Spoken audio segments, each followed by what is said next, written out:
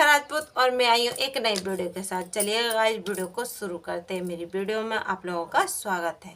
मैं बात करने वाली हूँ चैत्र मास की शुक्ल पक्ष की एकादशी के बारे में।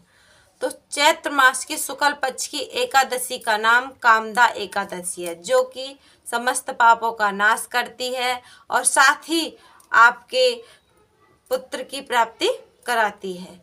और यही सवाल महाराज युधिष्ठिर ने भगवान श्री कृष्ण से पूछा और भगवान श्री कृष्ण ने बताया कि हे राजन, चैत्र मास की आने वाली शुक्ल पक्ष की एकादशी का नाम कामदा एकादशी है, जो कि पुत्र की प्राप्ति कराती है और साथ ही आपके बुरे कर्मों का नाश करती है। भगवान श्री कृष्ण ने बताया कि यही सवाल महाराज दिलीप ने अपने गुरु वशिष्ठ से किया था। गुरु वशिष्ठ के द्वारा बताई हुई बातें और ज्ञान वही मैं आपको बता रहा हूँ। तो हे राजन, हे युधिष्ठिर, अपना ध्यान पूर्वक सुनिए। तो श्री कृष्ण ने बताया कि एक प्राचीन काल की बात है। एक बार भोगीपुर नाम का एक नगरी थी, जिसमें यक्ष और गंधर्वों का राज था। नगरी का राजा पुंडरीक था और पुंडरीक के यहाँ हर रोज गाने और महफिल जमती थी। तो उसी नगरी का एक ललित नाम का एक व्यक्ति था और वो बहुत ही सुंदर और गाने में भी सुशील था। कहा जाता है कि उसकी पत्नी यानी ललिता थी और वो भी गायिका थी, बहुत ही सुंदर गाती थी।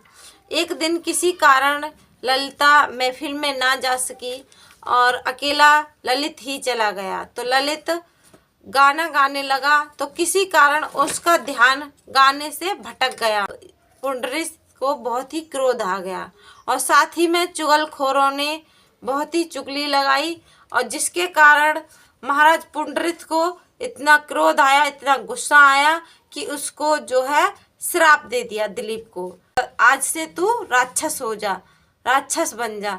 तो उसी श्राप के कारण ललित राक्षस हो गया, शरीर बहुत बड़ा हो गया और हाथ पैर क्रूर और सुडौल हो गई एकदम। ये खबर जब ललिता ने सुनी तो बहुत दुखी हुई और कर भी क्या सकती थी। वो अपने पति के साथ ही भटकने लगी। भटकते भटकते भटकते भटकते हिंद प्रदेश में और पर्वतों में, जंगलों में भटकते हुए वो एक आश्रम पर पहुंची, जो कि महर्षि संगी का आश्रम था।